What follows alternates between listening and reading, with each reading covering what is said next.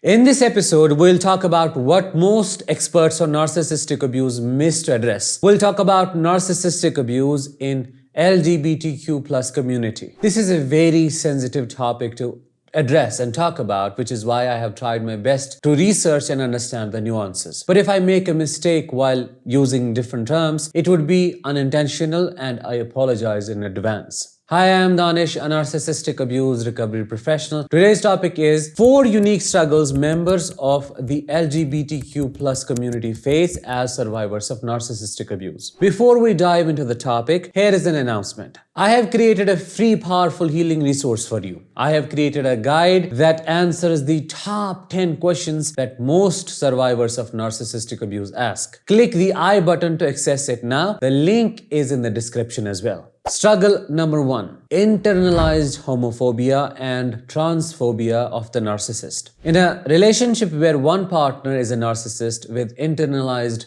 homophobia or transphobia, the situation can become challenging for the other partner who is also a member of LGBTQ plus community. The narcissistic partner projects their own negative feelings about their sexual orientation onto the other partner on top of abusing them the way they usually do, using manipulation and control tactics to maintain power in the relationship. They belittle, humiliate, dehumanize, demoralize, or invalidate their partner's identity, exploiting their vulnerabilities by threatening to expose them and making them feel unworthy of love and support. The internalized shame in such a narcissistic individual is exceptionally high. They choose to be in a sexually unwanted yet socially acceptable relationship to maintain a facade and gain approval from society while simultaneously engaging in a relationship with an LGBTQ plus partner. The narcissist uses this dual relationship dynamic to manipulate both partners, seeking validation and control while hiding their true identity. This deceptive behavior makes the situation increasingly difficult for you as you do not only face the challenges of a clandestine relationship but also experience the full brunt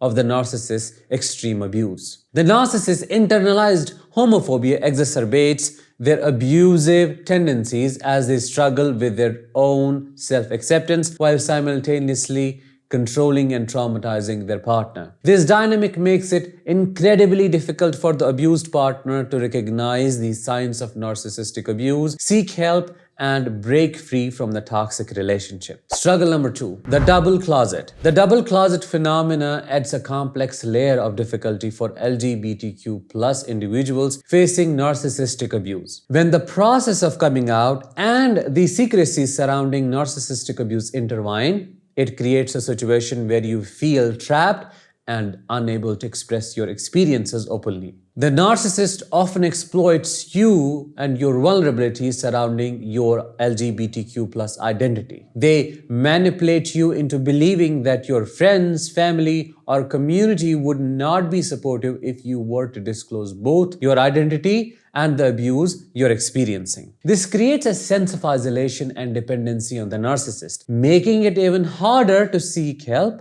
or to leave the relationship.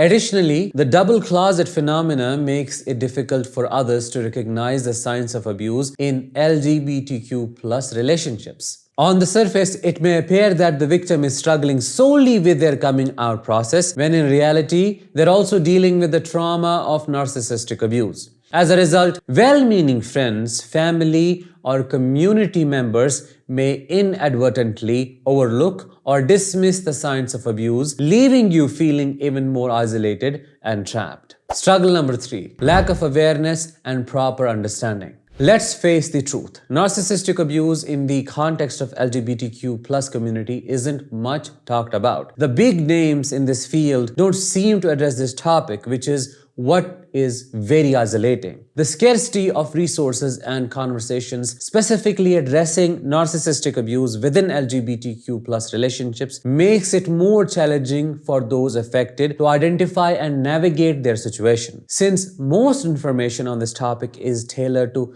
heterosexual relationships, LGBTQ plus individuals struggle to find guidance that adequately reflects their unique experiences and challenges. This lack of representation leads LGBTQ plus victims to doubt their own perceptions and experiences. You question whether the abuse you are experiencing is real or valid because it doesn't align with the predominantly heterosexual narratives you encounter in the available resources. This self-doubt creates a barrier to seeking help or support, as you feel your struggles won't be taken seriously or they will be met with disbelief. Furthermore, the absence of LGBTQ plus specific discussions around narcissistic abuse contributes to feelings of isolation among victims. They sense that their experiences are dismissed or overlooked by the broader community, making it harder for them to connect with others who have gone through similar situations. This isolation can compound the effects of the abuse, leaving victims feeling even more trapped and unsupported. To address this gap in understanding and awareness, it's important for mental health professionals, experts on narcissistic abuse, advocates, and the community as a whole to acknowledge and validate the experiences of LGBTQ plus individuals dealing with narcissistic abuse. The final one, struggle number 4, access to LGBTQ plus competent support. Finding mental health professionals or support groups that are both knowledgeable about narcissistic abuse and LGBTQ plus competent can be a significant challenge. Most therapists and counselors do not have the understanding, training, and experience required to effectively address the unique challenges faces by LGBTQ plus victims of narcissistic abuse. In many cases, mental health professionals, coaches, counselors, healers inadvertently contribute to the problem by reinforcing stereotypes or biases related to LGBTQ plus relationships. They take out their internalized homophobia or transphobia, which further alienates you as a victim and makes it even more difficult for you to seek help and find the support you need to heal. In a nutshell, members of LGBTQ plus community get further abused because of the stigma, isolation, and lack of proper support and guidance. More people need to talk about and address this particular issue because there's a lot more to cover here. That was it for today's episode. I hope you found it insightful. If you did, please let me know in comments. Drop a like, share this episode with others, and also let me know what else would you like me to talk about when it comes to narcissistic abuse. I'll talk with you in the next one. Until then, let the healing begin.